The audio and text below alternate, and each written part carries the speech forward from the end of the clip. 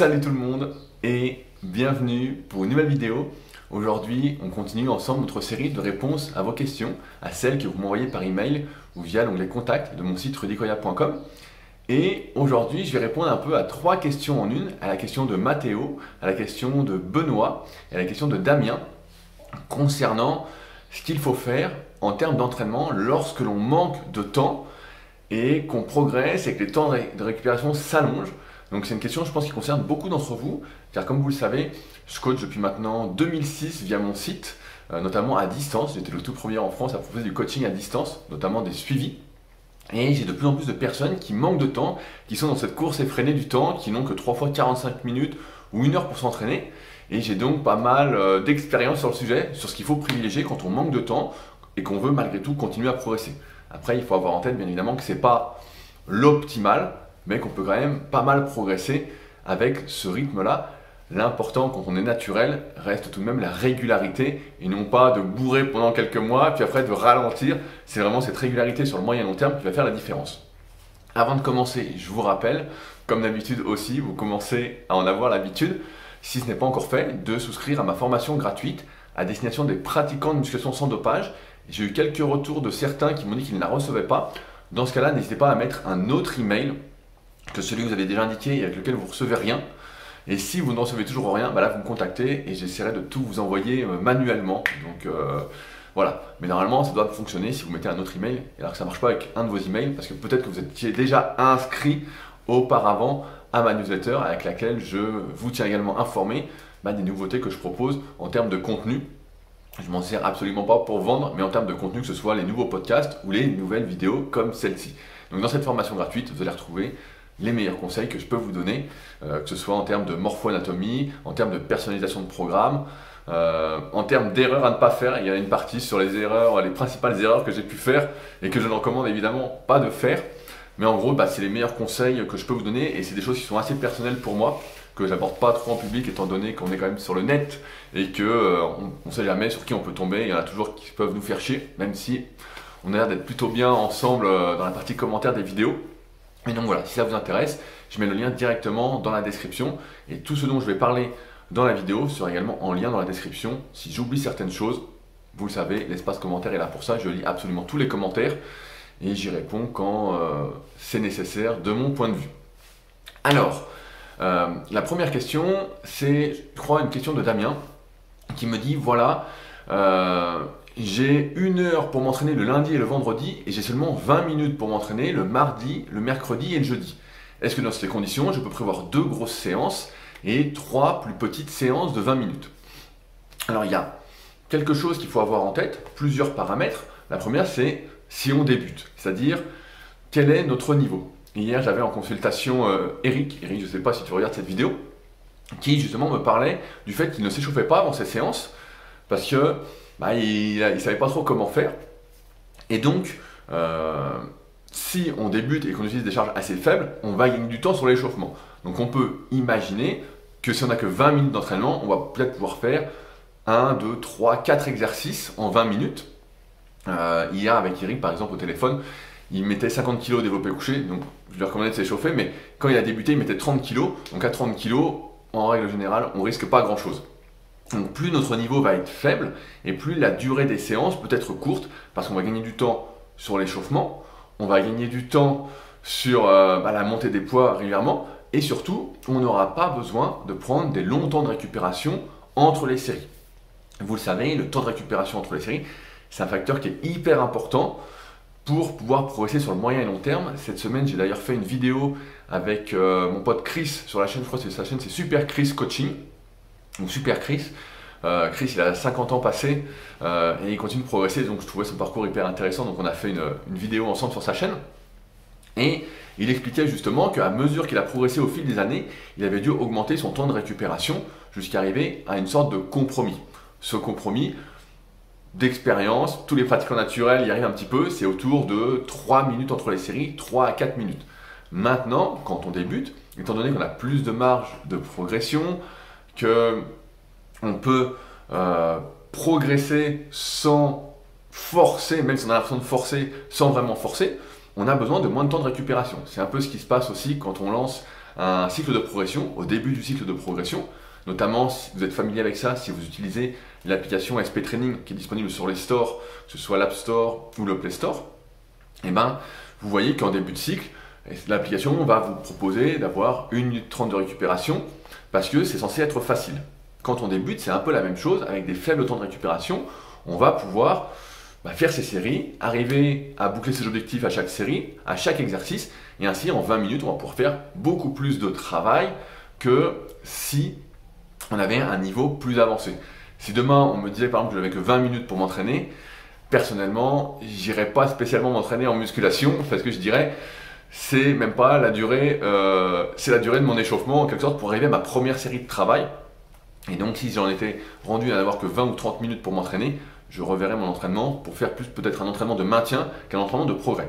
Mais en tout cas, quand on débute, ce qui est peut-être le cas de Damien, si tu me regardes, eh ben, ça me paraît très bien de faire, je ne conseillerais pas que tu fasses 5 séances par semaine, mais on peut imaginer que tu fasses, on va dire 4 séances avec ton emploi du temps, donc 2 séances d'1 heure, celle du lundi et du vendredi que tu gardes, et en fait, c'est comme si tu allais planifier ton entraînement sur 3 séances, mais la 3e séance, en fait, tu vas la diviser en 2 et tu vas la faire une partie le mardi et une partie le jeudi. Donc ça, ce n'est valable que si effectivement tu es débutant ou semi-débutant et que tu n'utilises pas de lourdes charges. Sans quoi, eh ben, l'échauffement va te bouffer une bonne partie du temps. Et si ton objectif est la transformation physique, je ne connais pas ton niveau, je ne sais pas où tu en es, je dirais que si tu as 20 minutes, fais peut-être plutôt du cardio ou fais peut-être même du HIIT, de l'High Intensity Interval Training. Vous m'excuserez pour cet accent horrible en anglais. Mais donc voilà, par exemple, faire ça, ce sera mieux que de ne rien faire. Et ça impactera plus ta condition physique globalement. Mais voilà ce qu'on peut imaginer, en tout cas quand on est débutant ou semi-débutant. Ensuite, il y a la question de Mathéo, qui va un peu dans la même lignée, qui dit à mesure que je progresse, mes séances se rallongent et j'ai pas un temps infini, j'ai 1 heure pour m'entraîner à chaque séance. Et sa question c'est, qu'est-ce qu'il faut privilégier? Faut-il privilégier le nombre d'exercices, quitte à réduire son temps de récupération, ou il faut allonger donc, ses temps de récupération et faire moins d'exercices? Alors ça, c'est très très intéressant, ça dépend dans quelle optique on se place. Et quel est son niveau encore une fois. Comme on l'a vu la semaine dernière, quand on est débutant, semi-débutant, si je ne dis pas de bêtises, Mathéo, tu es un jeune qui est présent sur les forums Superphysique, si c'est bien toi. Et donc, à ton niveau, je pense que le plus important, c'est de continuer à progresser en charge, avec toujours une bonne technique, ça s'entend, mais de progresser en charge, donc de privilégier les exercices les plus efficaces pour toi, quitte à moins faire d'exercices durant la séance. On peut imaginer qu'en 1 heure, tu puisses faire 3 à 4 exercices de manière intense, et effectivement, quand on n'a qu'1 heure, il faut aller à l'essentiel. Il faut éviter de partir dans des séances qu'on voyait dans les magazines Muscle & Fitness ou Flex à l'époque, où il y a 6 exercices pour les pecs, 6 exercices pour le dos. Ça, c'est pas tenable en 1 heure, ou alors on fait de la congestion, mais on sait que naturellement, on est loin de réunir les 3 facteurs de l'hypertrophie musculaire et que c'est donc pas le plus efficace pour la majorité. Mais Mathéo, à ta place, étant donné que tu es semi-débutant, on va dire, tu dois privilégier toujours la progression sur les exercices que tu fais et non pas privilégier ce qu'on va appeler le stress métabolique, c'est-à-dire la congestion, le temps sous tension, parce que pour l'instant, les charges que tu utilises, en théorie, après avoir au cas par cas, ne sont pas encore très dangereuses et tu as tout intérêt, si tu veux prendre du muscle sur le moyen long terme, à continuer à prendre de la force pour avoir les meilleurs résultats possibles. Toujours, on s'entend sur des séries moyennes. Donc à ta place, je privilégierais ceci. Cela n'empêche pas, quand on fait peu d'exercices, qu'on est un peu plus sensible aux blessures, notamment parce qu'on a moins de temps pour faire des exercices qui peuvent être des exercices de mobilité, des exercices de renforcement musculaire, notamment pour les muscles de la coiffe des rotateurs. Par exemple, quand on n'a pas beaucoup de temps, un truc qui saute souvent, c'est les mollets, comme par hasard. Donc pareil, si on ne fait pas souvent les mollets, on peut avoir les chevilles qui deviennent un peu fragiles. Je simplifie volontairement, mais c'est comme les avant-bras. Si on ne fait pas les avant-bras, on peut avoir les poignets qui sont un peu fragiles au bout d'un moment. Il y a plein de petites choses comme ça, quand on manque de temps, ça peut être des choses qu'on peut rajouter en dehors d'entraînement, dans ce qu'on appelait des extra-séances il y a très très longtemps. Quand tu es chez toi, tu peux faire les mollets sur une marche, les avant-bras, il suffit d'un haltère pour faire des flexions de poignet ou des extensions. Donc, plein de petits trucs comme ça. Pareil pour la faute des rotateurs, il te faut un petit élastique pour faire des rotations externes. Tu l'attaches et puis tu vas pouvoir faire ça sans aucun souci. Mais là, dans ce cas-là, si tu es semi-débutant, je privilégierais la progression sur les exercices, quitte à en faire moins. A l'inverse, si on a un très bon niveau et que les charges, on sent que ça ne nous fait pas du bien de mettre de plus en plus lourd, et ce qui arrive au bout d'un moment pour chaque individu, moi je le sens, à chaque fois je le dis, quand je dépasse les 120, 130 au développé couché en série, je sens que c'est pas bon, et c'est pour ça que quand je fais du développé couché, je m'entraîne plus suivant les cycles de progression que j'avais décrits dans ce bouquin-là. J'espère que vous l'avez tous et que vous avez laissé votre commentaire sur le site où vous l'avez acheté, où je parle des cycles de progression en tonnage. Et ça, c'est un truc que j'utilise justement pour réduire les charges que j'utilise en privilégiant le stress métabolique, c'est-à-dire le temps sous tension durant la série et durant la séance. Ce qui permet d'utiliser des charges moins importantes. C'est moins efficace pour la prise de muscle parce qu'on diminue entre guillemets la tension mécanique, mais ça reste un bon moyen de progresser, surtout qu'on a toujours été habitué à privilégier les charges au détriment du temps sous tension. Donc ça permet de, comme disait Jean Texier, il parlait de recycler sa masse musculaire, je ne sais plus comment il disait ça, il avait un terme un peu précis que j'ai oublié. Mais voilà, quand on devient suffisamment fort et qu'on fait plus de volume avec ces mêmes charges ou un peu plus léger, et ben on continue à prendre pendant un moment. Ce moment-là, après, s'arrête et il faut remettre plus lourd si c'est possible. Et donc on voit que c'est une course un peu sans fin là-dessus, et c'est pour ça qu'à terme, il faut vraiment aller vers des entraînements qui sont moins traumatisants articulairement parlant pour pouvoir durer, sinon, et donc tenir compte de sa morpho-anatomie. Si on n'en tient pas compte, on finit vraiment en miettes parce que y a lourd, on en fait beaucoup sur des exercices qui ne nous conviennent pas forcément, avec l'amplitude qui ne nous convient pas forcément, et là, bah forcément, ça peut pas bien finir. Et donc, la dernière question, c'est celle de Benoît sur les temps de récupération, justement. Et celle-ci, elle est hyper intéressante, parce qu'il me dit, voilà, qu'est-ce qu'il faut privilégier? Est-ce qu'il y a un temps de récupération entre les séries qui est optimal? En début de vidéo, j'ai cité ma vidéo avec Super Chris, donc avec Chris, et où on disait, bah voilà, 3 minutes, c'est à peu près le compromis auquel on arrive, mais il faut dire que parfois, ces 3 minutes peut être un peu long, surtout si on manque de temps. Et si on manque de temps, un bon moyen de faire plus d'exercices dans ce même laps de temps, c'est de faire ce qu'on appelle des supersets, notamment antagonistes. Je ne recommande pas trop d'enchaîner 2 exercices, sauf en dehors des techniques de rattrapage de points faibles. Mais dans ce cas-là, l'entraînement est complètement différent et c'est pas du tout la même logique qu'on va appliquer. Mais les supersets antagonistes, comme par exemple faire une série de biceps, prendre 1 minute, faire une série de triceps, prendre 1 minute, faire une série de biceps. Donc ça, c'est des choses qui peuvent faire gagner énormément de temps sans impacter vraiment l'efficacité de l'entraînement. Vous l'avez entendu, je recommande évidemment dans ces supersets de ne pas les enchaîner directement, parce que si on fait des séries où on force, on est quand même impacté cardio-vasculaire au niveau du cœur, du souffle. Et donc mieux vous récupérer son souffle pour pouvoir faire des séries productives. Donc c'est en quelque sorte des supersets modifiés, et ça marche très très bien. C'est des choses que je mets en place avec certains élèves qui ont un bon niveau pour justement gagner du temps, comme on court tous après le temps, et continuer à progresser. Et donc on arrive finalement autour de ce compromis de 3 minutes, parfois 4 minutes, voilà, c'est toujours 3-4 minutes, qui nous permet finalement d'en faire 2 fois plus et de faire suffisamment d'exercices pour chaque muscle pour que ceci continue à se développer à mesure qu'on progresse. Parce que quand on est dans une salle et qu'on est tout seul, bah là il n'y a pas de salle, donc voilà, c'est le pompon dans cette vidéo. Mais voilà, si on est tout seul chez soi et qu'on attend 3-4 minutes, ça peut être long d'attendre, d'être comme ça. Voilà, alors peut-être que vous écoutez des podcasts en même temps, car entre les séries, pourquoi pas, mais sinon ça peut être assez long. Donc ça, c'est une bonne stratégie. Pareil, par contre, dès qu'on va forcer vraiment à fond, qu'on va être en fin de cycle de progression, ça ne va plus être possible. Et dans ce cas-là, je recommande plus de faire, comme on avait dit juste avant avec Mathéo, c'est-à-dire de privilégier les exercices, faire moins d'exercices mais de manière plus efficace, que plutôt d'en faire plus d'un point de vue quantitatif, mais de manière moins qualitative. Comme vous l'avez compris, c'est toujours la qualité qui prime sur la quantité. Et c'est pourquoi, bah, voilà où on en arrive. Mais après, en fonction de son évolution, en fonction de où on en est, de si on débute, de quel âge on a, etc., et ben, on ne va pas adopter la même philosophie d'entraînement.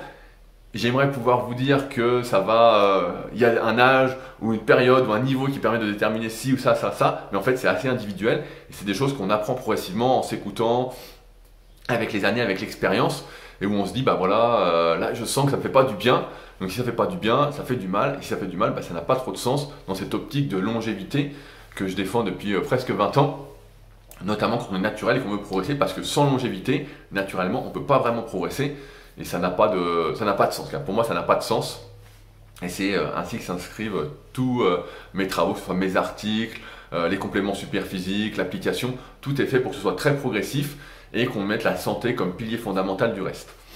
Mais je vous rassure, donc vous n'êtes pas les seuls à manquer de temps, c'est de plus en plus courant dans ce monde qui court avec cette sur-vitesse.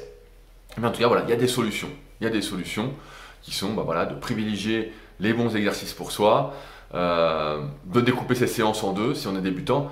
Et vous comprenez par contre que plus vous progressez, et c'est ça un peu qui, j'ai envie de dire, limite les progrès sur le long terme, c'est qu'au bout d'un moment, pour continuer à progresser, ce qu'il faut, c'est s'investir de plus en plus, comme dans chaque activité physique, chaque sport. Et donc, au bout d'un moment, on se rend bien compte que si on veut vraiment continuer à progresser, les contraintes de la vie, le fait d'avoir une vie familiale, une vie professionnelle, une vie sociale, peut-être des enfants, des animaux domestiques, etc., tout ça vont être des contraintes, entre guillemets, hein, c'est aussi du plaisir, hein. Mais voilà, c'est perçu en tout cas comme des contraintes pour continuer à progresser en musculation à partir d'un certain niveau propre à chaque individu. Et c'est pourquoi il faut fixer entre guillemets un cadre, et comme je disais en début de cette vidéo qui sera aussi la conclusion, mieux vaut être régulier, par exemple sur 3 séances d'1 heure par semaine, ou 3 séances de 45 minutes, que de se mettre des séances d'1 heure et demie qu'on peut jamais tenir, et où en fait, comme on dit qu'on n'a pas 1 heure et demie, on va jamais les faire. Mieux vaut cette régularité-là, mieux vaut faire un peu que de ne pas faire, et vous verrez après si vous vous prenez au jeu, et si vous arrivez à accorder plus de temps à votre entraînement, à ce que ce soit plus prioritaire, ou si finalement ça vous convient. Mais d'expérience, allez, je conclue là-dessus, c'est promis, je suis bavard, mais d'expérience, voilà, l'idéal c'est d'avoir 3 à 4 séances qui durent à peu près 1h15, 1h30 par semaine pour pouvoir exercer, entre guillemets, les principaux groupes musculaires de la meilleure des façons pour atteindre un bon 90-95% de son potentiel. Voilà. Et pour aller au-dessus, et là, il va falloir y aller, à fond, comme quand j'étais plus jeune et que j'étais à fond muscu, bodybuilding, où je me voyais champion du monde, monsieur Olympia, où là, je m'entraînais tous les jours, et même parfois 2 fois par jour. Mais ça, c'était au détriment du reste, que je n'avais évidemment pas à l'époque, donc c'était beaucoup plus facile. C'est pour ça que quand on est étudiant, tout semble plus facile, on progresse beaucoup plus simple, en dehors de l'âge. Alors que quand on est dans la vie active, voilà, c'est toujours une histoire de compromis et de trouver son idéal et non pas d'appliquer l'optimal, parce que l'optimal, c'est plus possible. Donc on cherche son équilibre, son idéal pour pouvoir progresser et avoir son rythme et son équilibre. Voilà, je m'arrête là pour aujourd'hui. Quelques liens pour aller plus loin. Si vous souhaitez apprendre à faire votre programme d'entraînement personnalisé, j'ai fait le tome 3 de la méthode Superphysique qui est exclusivement consacré à ça. C'est toute la méthodologie que moi j'utilise, donc étape par étape, pour faire les programmes de mes élèves. Donc ceux qui ne souhaiteraient pas être coachés par mes soins, ou qui n'ont pas le budget, ou qui souhaitent plutôt être dans l'optique d'apprendre, c'est le tome 3 de la méthode Superphysique. Je mettrai un lien dans la description. S'il y en a qui souhaitent être coachés, écrivez-moi. Donc pareil, je mets dans la description tous les liens pour me contacter, qu'on en parle pour voir si on est sur la même longueur d'onde, voir ce qu'on peut faire, ce qu'on ne peut pas faire. Surtout, n'achetez pas sur le site directement. Je préfère qu'on discute avant. Et qu'est-ce que j'ai d'autre à dire? Et voilà, si vous avez des questions pour continuer cette série, même si j'en ai quelques-unes d'avance, on ne sait jamais, si des questions se recoupent comme aujourd'hui, je les traiterai en priorité. Donc je mets un lien contact dans la description. Pareil, et n'hésitez pas à me contacter et à envoyer vos questions.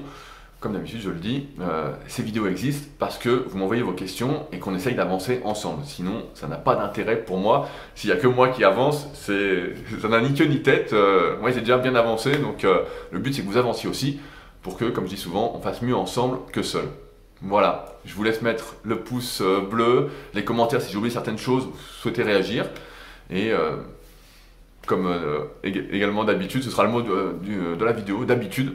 N'oubliez pas de vous abonner si ce n'est pas encore le cas pour me soutenir, ça fait toujours plaisir de voir les chiffres qui montent, même si c'est plutôt une question d'ego qu'autre chose. Allez, on se retrouve la semaine prochaine pour une nouvelle vidéo. Salut!